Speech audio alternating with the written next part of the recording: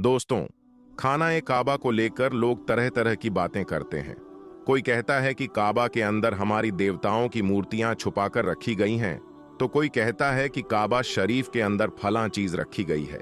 इसीलिए आज की इस वीडियो में हम आपको काबा शरीफ के अंदर की एक एक चीज के बारे में बताने वाले हैं। यानी कि काबा के अंदर में क्या रखा हुआ है, उसके बारे में हम आपको पूरी जानकारी देने वाले हैं। इसीलिए आज का यह वीडियो आप सभी के लिए बहुत खास है। आप इसको आखिर तक जरूर देखें और मेहरबानी करके इस वीडियो को आगे शेयर भी कर दें, ताकि और भी लोगों के पास ये वीडियो पहुंच जाए और वह भी जान सकें कि काबा शरीफ के अंदर में क्या रखा हुआ है। तो चलिए दोस्तों, शुरू करते हैं।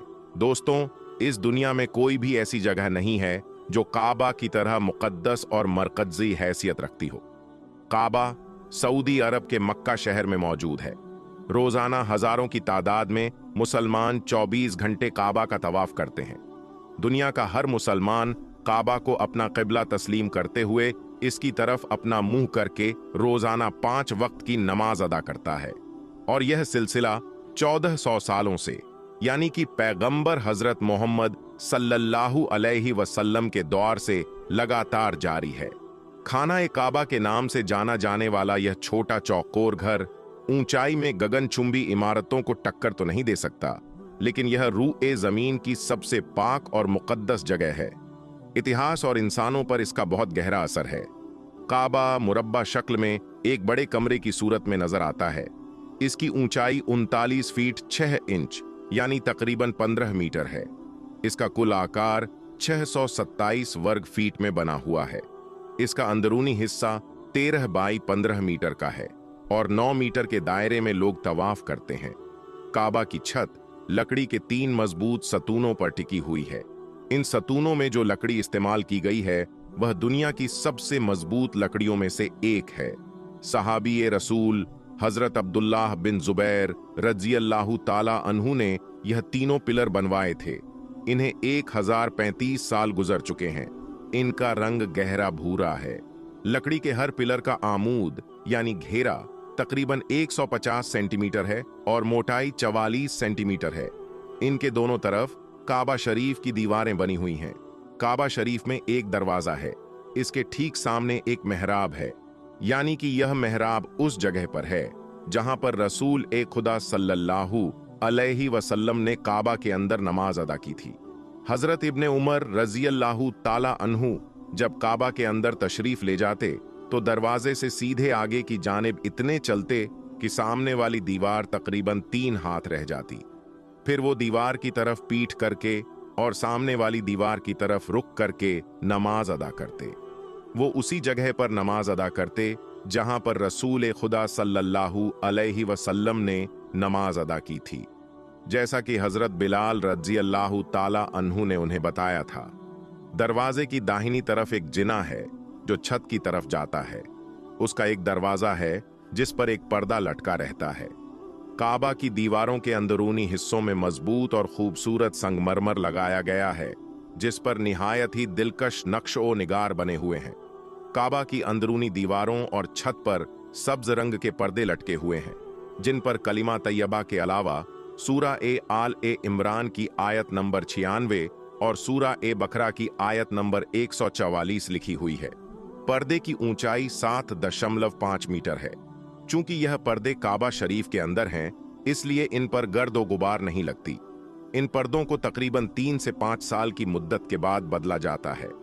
काबा शरीफ का अंदरूनी पर्दा सबसे पहले मक्का के एक कारखाने में तैयार किया गया था। दोस्तों, काबा के अंदर एक संदूक भी रखा है जिसके अंदर काबा के हिदय महफूज हैं।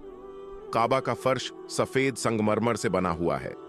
काबा की जो छत है, एक ऊपर और एक नीचे, उनमें एक सुराख बनाया गया है जिस पर शीशे का एक मजबूत ढकना रखा गया है, जिससे काबा शरीफ के अंदर रोशनी आती है।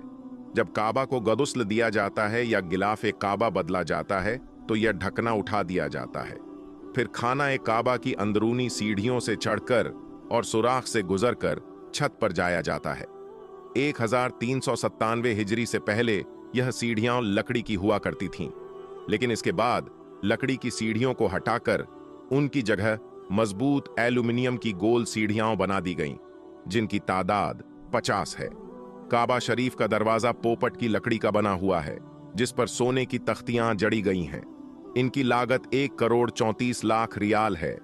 280 किलोग्राम सोना इस लागत के अलावा भी लगाया गया है। यह काम शाखा खालिद बिन अब्दुल्लाह की हिदायत पर 1 साल में मुकम्मल हुआ था। दोस्तों, काबा शरीफ का अंदरूनी परत संगमरमर का है और यह बहुत ज्यादा सफेद है। काबा के फर्श में सफेद संगमरमर के अलावा दूसरे रंग के टुकड़े भी लगाए गए हैं, यानी कि काबा का अंदरूनी हिस्सा संगमरमर के टुकड़ों से बना है और सुर्ख रंग के रेशों के पर्दों से ढांका गया है, जिस पर सफेद रंग से अरबी में इबारत लिखी हुई है। इन्हीं पर्दों ने काबा की छत को भी ढांप रखा है। काबा शरीफ के अंदर 8 पत्थर भी रखे हुए हैं, जिन पर खूबसूरत अरबी में लिखाई की गई है। यह खूबसूरत लिखाई 6ठी सदी हिजरी के बाद के दौर से ताल्लुक रखती है। अब दोस्तों, आप यह समझ लीजिए कि काबा शरीफ के अंदर क्या है।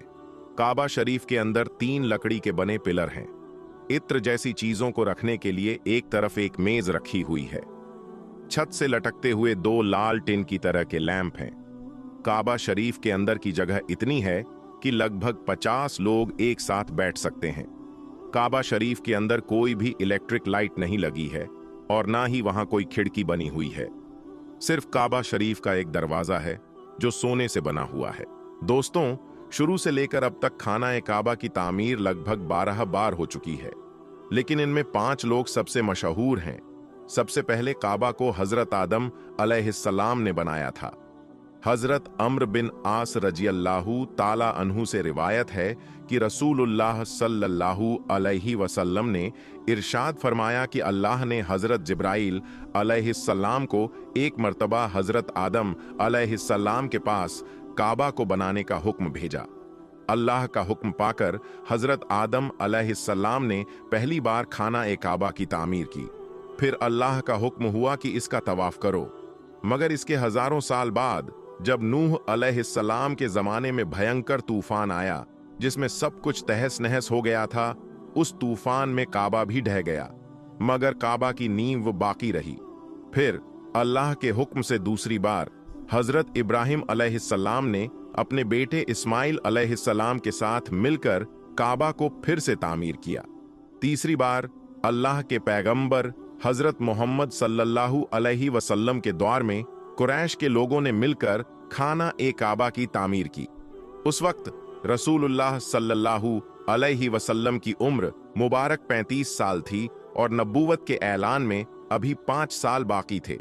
उस वक्त तीसरी बार खाना काबा की तामीर हुई।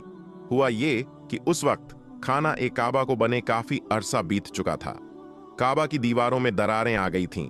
बारिश की वजह से पानी काबा के अंदर भर जाता था। यह देखकर उस वक्त कबीला कुरैश के तमाम सरदारों ने फैसला किया कि मौजूदा काबा को गिराकर फिर से एक नई इमारत बनाई जाए। उस वक्त अब्बू अम्र व हब मखदूमी खड़े हुए और कुरैश के लोगों से कहा, देखो, तुम काबा की तामीर तो कर रहे हो, मगर काबा को बनाने में जो भी पैसा खर्च किया जाए वह सिर्फ हलाल का हो, कोई सूद या जिना से कमाया हुआ पैसा शामिल न हो, क्योंकि अल्लाह पाक है और पाक चीज को ही पसंद करता है। और यह भी कहा गया कि काबा को बनाने में कोई महरूम न रह जाए, इसलिए सभी कबीलों में काम बांट दिया गया। फला हिस्सा तुम्हारे हवाले, फला हिस्सा तुम तैयार करो। जब पुरानी इमारत गिराने का वक्त आया तो इसके लिए कोई भी तैयार नहीं हुआ। किसी की भी हिम्मत न हुई कि वह काबा को गिरा दे। फिर वलीद बिन मुगीरा एक फावड़ा लेकर खड़े हुए और अल्लाह से कहा, ए अल्लाह, हम सिर्फ खैर और भलाई की नीयत रखते हैं। यह कहकर उन्होंने हजरे अस्वद की तरफ से गिराना शुरू कर दिया। यह देखकर मक्का वालों ने कहा, रात भर इंतजार करो, अगर वलीद पर कोई आसमानी बला या मुसीबत नाजिल होती है तो हम खाना काबा को वैसा ही वापस कर देंगे, और अगर नहीं होती है तो फिर हम वलीद का साथ देंगे। दोस्तों, फिर सुबह हुई। लोगों ने देखा कि वलीद सही सलामत हाथ में फावड़ा लिए खड़ा है। यह देखकर मक्का के लोग समझ गए कि अल्लाह हमारे इस काम से राजी है। उसके बाद खाना काबा की तामीर का काम शुरू हो गया। मगर वे इसमें पूरी तरह कामयाब न हो सके और छत का काम अधूरा रह गया। उसके बाद आखिरी बार अब्दुल्लाह बिन जुबैर के कहने पर हज्जाज बिन यूसुफ ने कुरैश के लोगों के बनाए हुए काबा को गिराया और फिर से उसी नींव पर खाना ए काबा की तामीर की। आज जो काबा सारी दुनिया देख रही है वह उसी वक्त की तामीर है। इसके बाद से आज तक खाना ए काबा में कोई भी बदलाव नहीं हुआ है।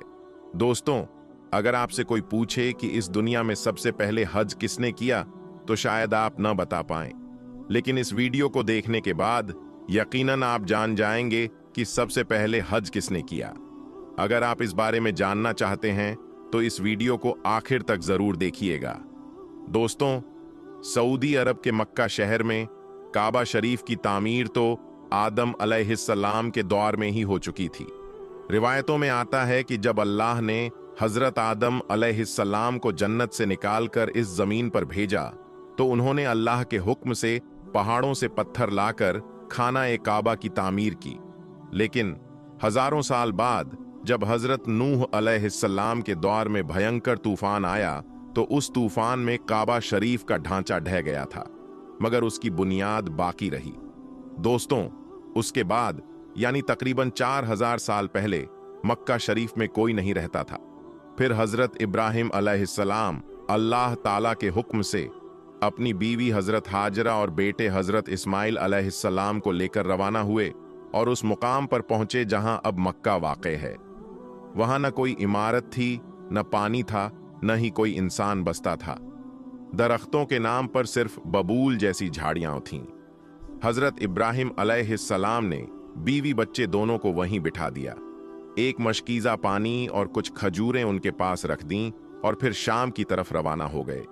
दूसरी बार जब हजरत इब्राहिम मक्का आए तो उन्होंने कयाम नहीं किया, लेकिन जब तीसरी बार तशरीफ लाए तो हजरत इस्माइल अलैहिस्सलाम से फरमाया, बेटा, अल्लाह ताला ने मुझे एक हुक्म दिया है। तो हजरत इस्माइल अलैहिस्सलाम ने कहा, तो आप इताअत कीजिए। हजरत इब्राहिम अलैहिस्सलाम ने कहा, अल्लाह ने मुझे हुक्म दिया है कि यहां एक घर बनाओ। घर की तामीर शुरू हुई। हजरत इस्माइल अलैहिस्सलाम पत्थर लाते जाते और हजरत इब्राहिम अलैहिस्सलाम बनाते जाते थे। जब तामीर जरा बुलंद हो गई तो हजरत इस्माइल एक पत्थर उठाकर लाए ताकि हजरत इब्राहिम उस पर खड़े होकर तामीर कर सकें, और यही मकाम ए इब्राहिम कहलाता है।